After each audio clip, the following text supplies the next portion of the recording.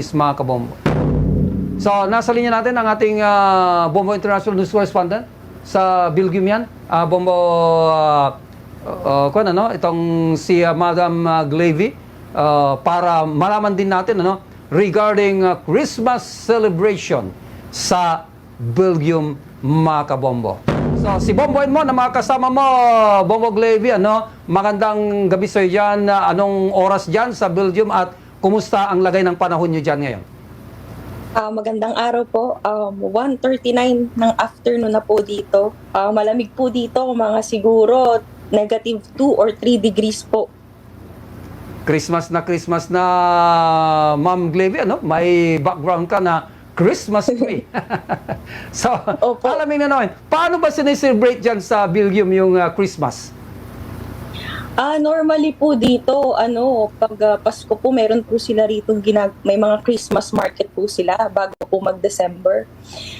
Tsaka po meron po silang tinatawag na Sinterklaas na kung kailan binibigyan po ng mga ninong at ninang ang mga bata rito, which is December 6 po. Nagsiselebrate din po sila ng Pasko dito around December 24 or 25 na magkakasama po ang pamilya at kumakain sila at nagpapalitan ng mga regalo. Okay. So, ano yung pagkakaiba ng Christmas sa Pilipinas na sineselebrate dyan sa bansang Belgium? Sa tingin ko po, wala po kasi ditong nangangaroling. Di yun kagaya po may nangangaroling po sa atin. At saka po, wala rin po ditong Misa de Gallo. Wala pong simbang gabi. Opo, wala pong simbang gabi rito, di gaya ng sa Pinas. Tapos po, ang mga Christmas tree po dito ay nilalagay po, tsaka po sila naggagawa ng Christmas tree or nagpo-put up ng Christmas tree nila around December 6 after po ng Sinterklaas dahil yun po ang paniniwala nila. Sa atin po sa Pinas, September pa lang, bare months pa lang po, nag-i-start ng gumawa ng decoration, pero hindi po. So, Ayun. pagdating dyan sa Christmas, naghahanda ka rin dyan? Pag December 24, 25, alam mo, dito sa Pilipinas, kailangan, meron yan, mga pagkain na yan, sa pagkain. Dyan ba sa Belgium, ginagawa rin, mga Filipino community lang siguro? Around for Filipino community, depende po kasi may mga iba po na gumagawa po ng Christmas party at nag-iimbita. Pero ayun po madalas sa Filipino community, pero hindi po kasi gaanong madami ang Filipino community dito sa around ng area ko. Pero po bandang Brussels at Antwerp sa mga main city, mas madami pong mga nagdidiwang-diwang na mga Pilipino.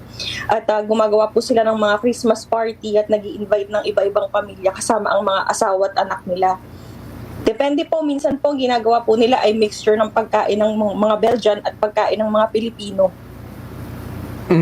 Ay kinahanda po nila kada Pasko. Dito rin po sa bahay namin, minsan po Belgian, minsan po Filipino food. Hinahalo po namin para lahat po yung makakain. Okay. So, nag-invite din kayo, sabi mo, walang nangangaroling. So, ibig sabihin, yun ang isa sa mga nakakamiss, na kuwan mo dyan sa Belgium, yung mga bata na makukulit, maski na inaantok ka na, may kumakanta pa sa tapat ng bahay mo, di ba, Ma'am Glavy, Opo, ayun po ang nakakamiss sa Pilipinas. Iba po ang saya sa Pilipinas pag Pasko dahil madami po tayong mga tradisyon, hindi po kagaya ng nandito sa Europe. May mga iba po silang tradisyon, pero hindi po kagaya ng sa atin sa Pilipinas na masyadong masaya, na talagang lively, maraming tao sa labas, may mga nangangaroling. So ayun po ang pagkakaiba talaga, nakakamiss. Walang simbang gabi, so, hindi ka na nagsisimbang gabi, malayo, yung church, halimbawa? Wala pong simbang gabi dito. Kadalasan lang po dito, may church po kaming malapit dito. Pero ang pari po namin ay English speaker. Wala rin pong Filipinong pari dito. So, kada Saturday or Sunday lang po minsan ang misa. Pero wala pong simbang gabi. Tuwing tanghali lang po ang misa dito or umaga. Anong halimbawa hinahanda mo dyan? Mga spaghetti ba? Naghahanda ka rin ba pag Christmas, December 24? Nagluluto ka rin? Opo, nagluluto rin po ako. Kagaya po nung nakaraang Pasko, ang tema po namin dito sa aming bahay ay Belgian food. So ang normal po na Belgian food po dito is turkey. Tawag po nila dito ay kalkun. Aha. Turkey po. Tapos may kapartner po minsan fries or minsan patatas, minsan po crochet. Crochet po yung tinatawag nila na para po siyang prinito mo na patatas na parang nasa flour, nakabalot po sa flour. Ayun po ang mga pagkain nila dito pag December. Pero nung nakaraang Pasko naman po, ako po yung nagluto ng Filipino food. Kagaya ng lechon kawali, ng spaghetti, pansit, yung mga simpleng pagkain lang po natin kada Pasko. Ano yung last na pag-uwi mo dito sa bansang Pilipinas? Yung pagbakasyon mo? Matagal na po ang huli ko. Matagal na. Yan na to, 2019 pa po ng November dahil po sa corona, mahirap pong bumiyahe ng mga nakaraang taon. So wala kang plano na mag-Christmas dito sa Pilipinas? Normally po, bala ko pong magpasko dyan in 2 years pagkapanganak ko na po dahil buntis po ako ngayon. So ayun po. Siguro mahirap pa po kasing magbiyahe ng bata next year. So around 2024, 2025 po pabiyahe ako para magpasko sa Pilipinas. Saan ka dito sa Pilipinas, Ma'am Glevi? Sa Cavite po. Sa? Cavite po. Cavite. So malapit ka lang sa Metro Manila at alam mo, diyan ang may pinakamagandang Christmas no? Mga tradition, mga ganyan. So, yung New Year nyo dyan, halimbawa, dito sa Pilipinas, magko-collect ka ng mga 12 na mga bilog-bilog. Nakukolekta ka rin? Naglalagay ka rin sa lamesa mo, yung bilog-bilog na yan, mga fruits? Opo, naglalagay din po ako minsan dito. Nung mga nakaraang taon, naglalagay po ako. Pero ngayon, minsan po kasi mahirap maghanap ng bilog-bilog na prutas dito. Ang mga prutas po dito ay, sa Pilipinas po kasi iba po talaga ang mga prutas natin dahil tropical country po dyan. Madami po tayong iba-ibang klase ng prutas. Pero dito po, hindi po ganong madami talaga yung mga prutas. Tsaka yung ibang mga prutas natin sa Pilipinas is wala po dito. Pero may mga paputok ba pag sapit ng 12 midnight, pag sapit ng bagong taon, nagpapaputok din ba sila dyan sa Belgium? Mga firecrackers? Normally po, bawal po Bawal po bawal. yung Opo, ang mga nagpapaputok lang po dito, ang pinapaputok lang nila is fireworks. Pero po yung mga maliliit na paputok natin ng mga kabataan natin na sa daan ay pinapaputok natin, bawal po yun. Dahil po.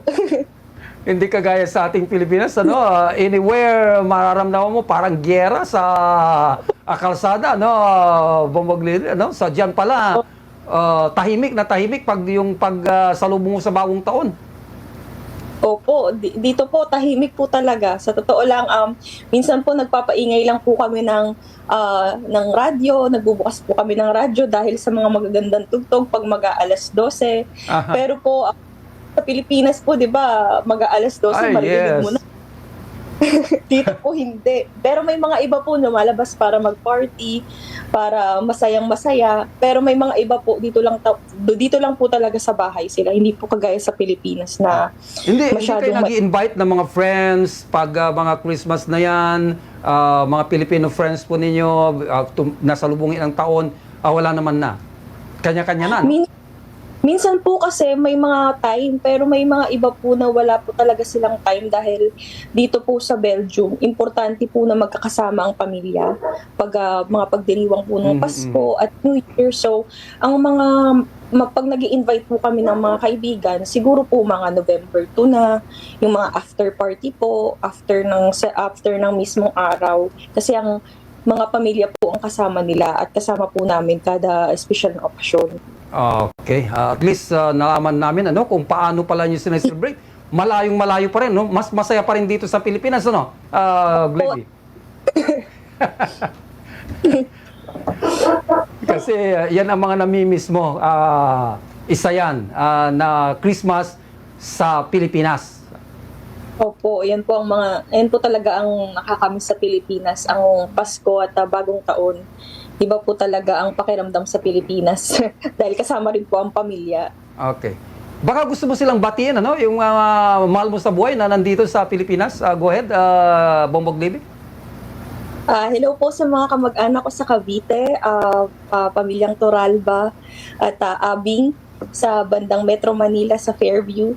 Hi Mama Baby, hi sa mga tito ko at kapatid ko kay Glenn Paul. Hello po. Miss ko. Okay. Maraming salamat. Parang malamig yata ngayon dyan. Tanghali na, malamig pa rin. Opo, malamig. Malamig po talaga dito. Hindi kahit po nasa loob kayo ng bahay pag wala po kayong hindi po kayo nagbuo ng fire sa gilid, hindi po siya gaanong mainit. Talagang kailangan po ano po kayo. So yung fireplace kung hindi ka kanyan malamig diyan sa loob. Opo, or kailangan po may radiator or may heater ako lang naman po sa bahay kaya nagtitipid po tayo sa kuryente. Hindi po natin pinubuksan.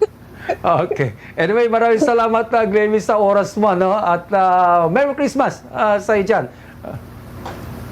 Merry Christmas din po sa lahat ng mga kabombo natin sa Pilipinas. Okay. Thank you very much at God bless. Bye-bye po. Watch out for the next edition of Christmas Around the World. Various celebrations of Christmas by the different countries of the world. Only heard and seen at Bombo Radio Philippines. Live direct, Belgium. Kala nyo, nandyan lang sa tabi, ano? Ito ngayon ang kwan ng tinatawag nating social media. Yung kwan ng telecommunication ngayon, grabe, ano? Noon, magbabayad ka. Ang mahal ng mga long distance call na yan ngayon, no? Nandyan lang. So, Belgium po yan, ha? Nakita niyo, ha? Narinig po ninyo, napanood po ninyo. Walang mga paputok. Very silent. Ganyan din sana. No, gusto ko na ganyan. Hindi yung maingay nga. Marami namang mga... Pwede ka namang magsaya, no? Kasama mga pamilya mo, di ba? Pero yun daw ang namimiss niya dito sa Pilipinas. Yung mga ingay-ingay na yan, yung mga magpapalampang ng mga batsa na yan, mga ingay na yan. Pero sila daw, mag-iingay-ingay na lang daw silang mga pamilya yan. Kasi nasanay na nga sila sa kwan. Pero yung mga bilog-bilog na yan, wala daw silang mahanap. Hindi kagaya dito, no? Gusto mong maglagay-lagay ng mga bilog-bilog na yan sa hapagkainan. Pero wala pa rin, mga kabobo. Yung Christmas nila, malamig na malamig doon sa kinalalagyan niya ngayon, no? Nag-iisa siya, kaya hindi daw niya siniswitch yung heater o kaya yung